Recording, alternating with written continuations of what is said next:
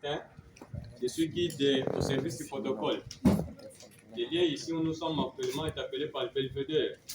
Le Belvédère, pourquoi on m'a dit, c'est le sommet le plus haut de nos installations.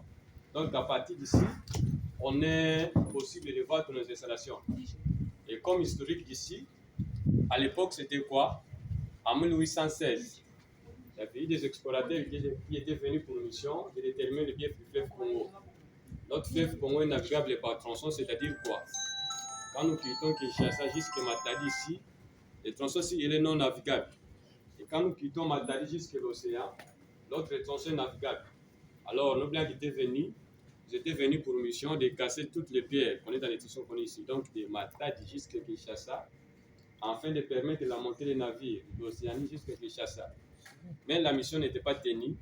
Ils étaient dans l'impossibilité de casser toutes ces pierres qu'on est dans les tronçons qu'on est ici. Alors, vu les études qu'ils ont menées, ils ont vu que les tronçons d'Inga comportent une forte dénivellation d'eau. Et cette dénivellation d'eau, c'est qu'ils nous ont permis de construire nos centrales ici, qui sont hydroélectriques. C'est-à-dire que ça fonctionne avec de l'eau. Sans les fleuves Congo, Inga ne pourrait pas exister. Alors,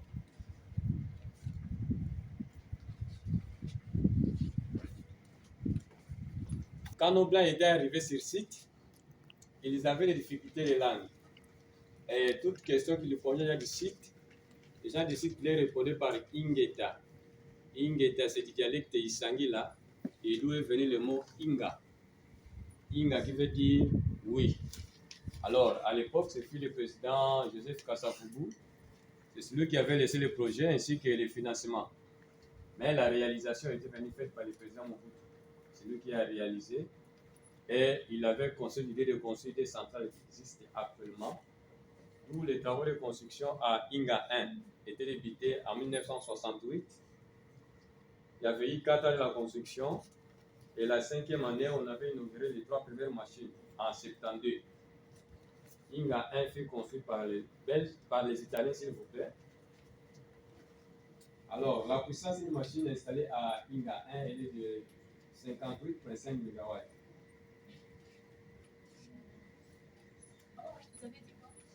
La puissance d'une machine installée à Inga 1 elle est de 58,5 MW. 58,5 MW. La puissance installée d'une machine à Inga 1 elle est de 58,5 MW. Alors, il y avait eu 10 ans passés, intervient la centrale Inga 2. Inga 2 c'est plus puissant, aussi c'est plus performant. La centrale Inga 2 qui était prévue pour envoyer du courant au Katanga et puis vendre une partie en Afrique australe. De suite qu'il y avait eu faillite des minéraux au Katanga, Inga 2 n'envoie pas toute sa production. Comprenez à Inga 2. On n'envoie qu'une partie de la production et l'autre partie c'est les provinces de ceux qui en consomment. Alors à Inga 2, il y avait eu des grands constructeurs. Il y a la première partie conçue par les Belges. Ils avaient conçu 4 machines. Et la seconde partie conçue par les Français et les Allemands. Et aussi avec 4 machines. Donc à Inga 2, au total, nous avons 8 machines. La puissance d'une machine installée à Inga 2 elle est de 178 MW. La puissance installée à Inga 2. La puissance d'une machine installée à Inga 2 elle est de 178 MW. Alors, devant moi ici, nous avons ce tableau que je vais expliquer comment est-ce qu'ils ont procédé pour la construction de nos centrales. Et avant d'y arriver, dans notre parcours du fleuve Congo, à quelques kilomètres d'ici, notre fleuve Congo fait un coude. Et dans ce coude-là, nous avons des grandes vallées qui existent. Alors, il y a une qui est exploitée, qui est la vallée ici, que nous appelons par la vallée de Makou. Et l'autre qui n'est pas encore exploitée, c'est la vallée de Boum. La vallée de Boum, c'est le dernier pont que vous venez de passer avant d'accéder ici à Inga. Vous avez passé une petite rivière là. C'est l'autre vallée qui n'est pas encore exploitée. Celle qui est exploitée, c'est ce que je vais expliquer. Je commence par le premier tableau où nous avons les ressources hydroélectriques du fleuve Congo. Les tableaux ici, ça nous démontre là où notre fleuve Congo prend sa source. Notre fleuve Congo prend sa source là-bas où c'est coloré en jaune, à Lualaba. Quand nous allons au Katanga, c'est là où notre fleuve Congo prend notre source. Alors, la ligne bleue ici,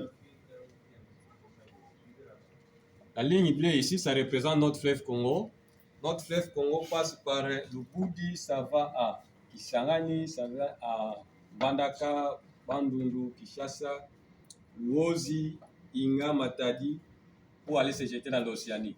Alors là, c'est coloré en noir. Ce sont des affluents, des petites rivières qui se jettent dans le fleuve.